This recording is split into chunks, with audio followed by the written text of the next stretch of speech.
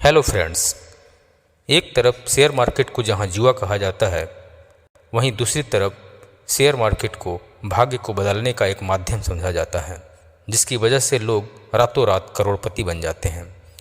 परंतु वास्तव में शेयर मार्केट कंटिन्यूस स्टडी और पेशेंस का सब्जेक्ट है, जहां सिस्टमेटिक तरीके से फंडामेंटली स्ट्रॉन्ग कंपनीज में इन्वेस्ट कर लॉन्ग टर्म में अच्छा रिटर्न पाया जा सकता है। दोस्तों, आज के इस वीडियो में हम लोग शेयर मार्केट या स्टॉक मार्केट या इक्विटी मार्केट के बेसिक्स को सीखेंगे और इससे जुड़ी डिफरेंट टर्मिनोलॉजीज को समझेंगे। तो चलिए शुरू करते हैं इस इंटरेस्टिंग वीडियो को।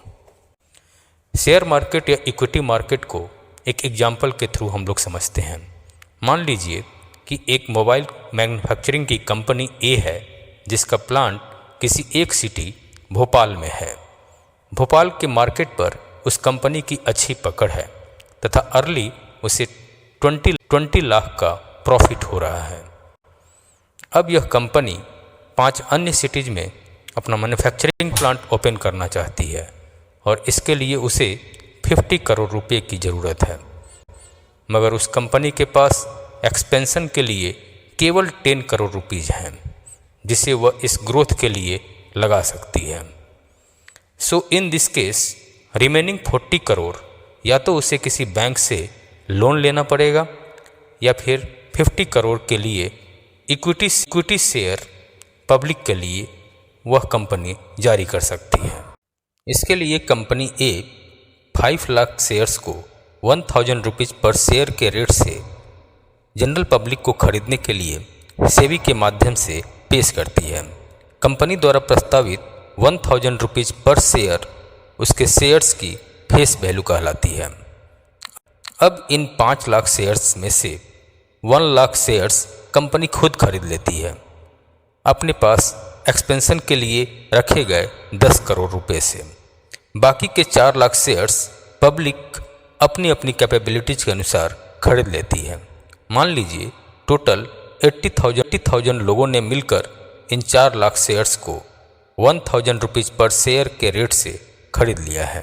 तो अब ये 80,000 लोग कंपनी ए के शेयर होल्डर्स हैं और शेयर्स की संख्या के आधार पर कंपनी में उनकी हिस्सेदारी है।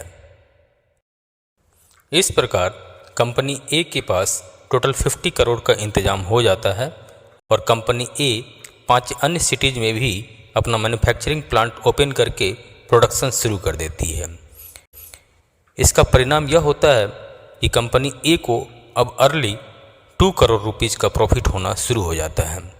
अब कंपनी इन 2 करोड़ रुपयों में से 60 लाख अपने शेयर होल्डर्स को कंपनी का पार्टनर होने के कारण देना चाहती है। तो यह 60 लाख रुपए कंपनी की डिविडेंड वैल्यू है।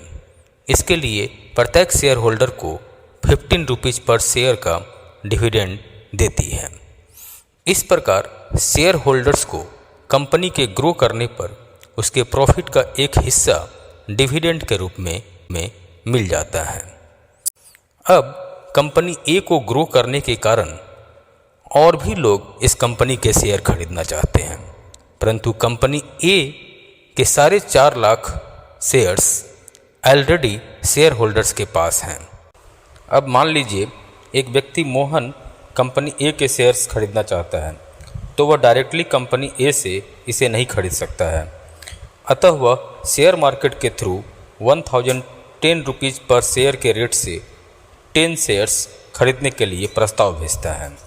वह ऐसा इसलिए करता है क्योंकि उसे पता है कि ओरिजिनल शेयर होल्डर्स 1000 रुपीज़ पर शेयर के रेट से अपने शेयर्स को सेल नहीं करेंगे।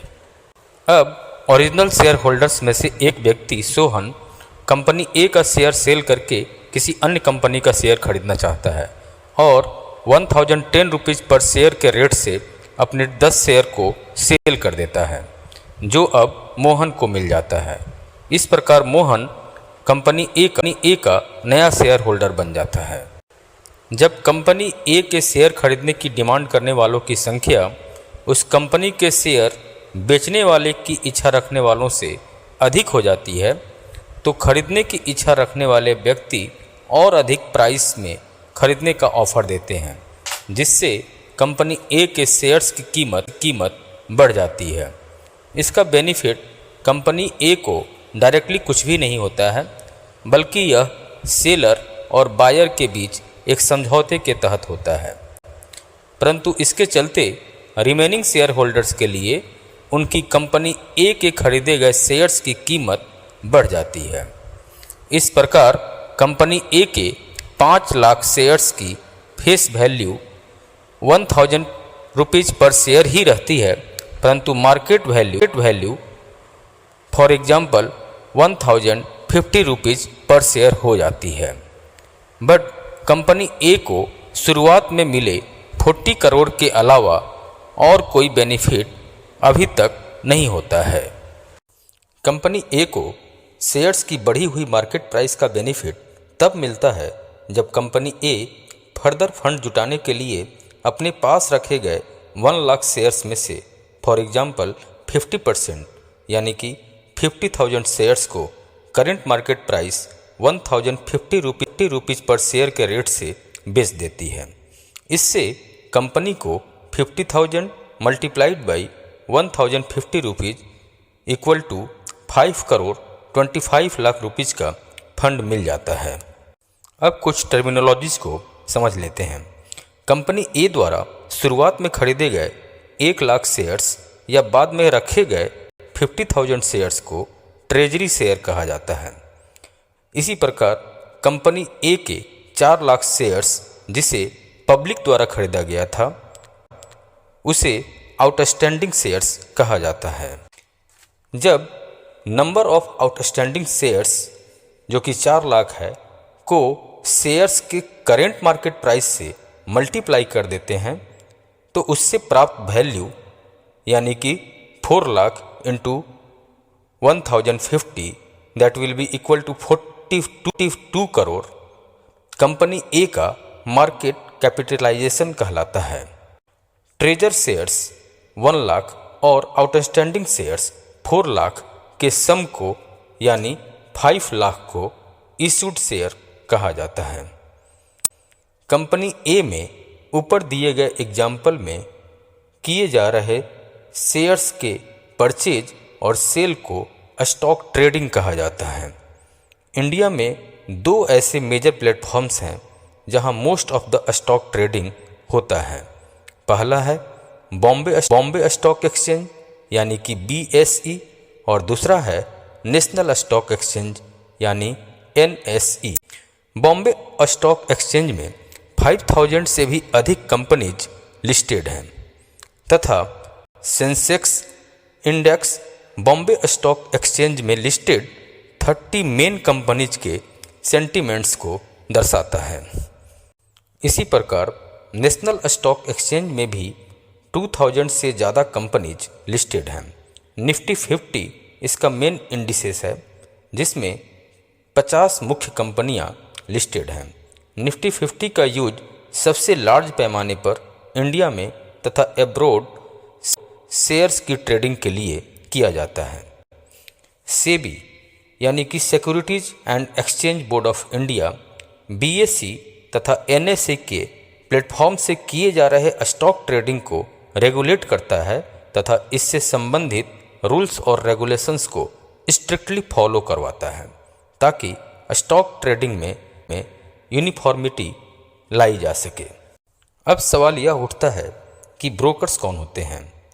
सेबी अपने यहाँ रजिस्टर्ड मेंबर्स में से कुछ पर्सन्स तथा फर्म्स को इन्वेस्टर्स से यानी जनरल पब्लिक से शेयर खरीदने या बेचने के लिए ऑथोराइज्ड कर देती है।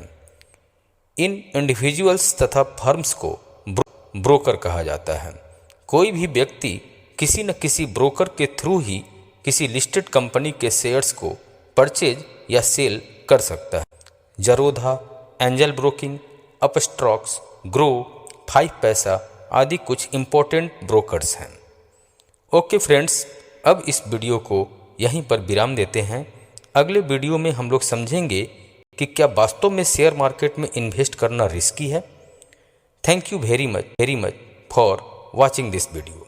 जय हिंद, जय भारत।